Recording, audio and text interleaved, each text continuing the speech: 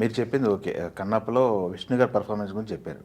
But Kannappa project announce చేసినప్పుడు బయటికి already 2 సినిమాలు రిఫరెన్స్‌లు ఉన్నాయి గదా! ఎలా చేయబోతున్నారు వీళ్ళనేది ఒక క్యూరియాసిటీ. ఈ 2 సినిమాలు బెంచ్ మార్క్‌లు ఉన్నాయి. బట్ మూడోసారి దాన్ని తీసేటప్పుడు కత్తిమీద సాము గదా!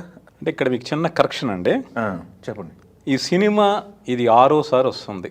ఆరోసారా? ఆరోసారి. ఆఫ్ కోర్స్ నా నాలెడ్జ్‌లో రెండోసారి అంటే బాగా జనాన్ని తెలిసిన పాపులర్ డాక్టర్ రాజ్కుమార్ యాక్ట్ చేసిన శ్రీకాళహస్తీశ్వర మహత్యం, అవును. అలాగే రెబల్ స్టార్ కృష్ణరాజు గారు చేసిన భక్త కన్నప్ప. కన్నప్ప. ఆ!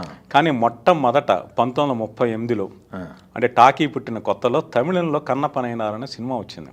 ఆహా! ఓకే. ఒక మంచి సింగరు ఆర్టిస్టు ఆయన క్యారెక్టర్ చేశారు. అవే ఫొటోస్ దొరుకుతాయి తప్పితే cinema print not available. Okay. ఆ సినిమా కోసం మేము ప్రయత్నించాం. ఆ! అంటే ఆ టైంలో ఎలా తీశారు. ఇప్పుడు పెరిగి పురాణంలో కన్నప్పనైనార్కి చాలా చాలా ప్రత్యేకత ఉంది.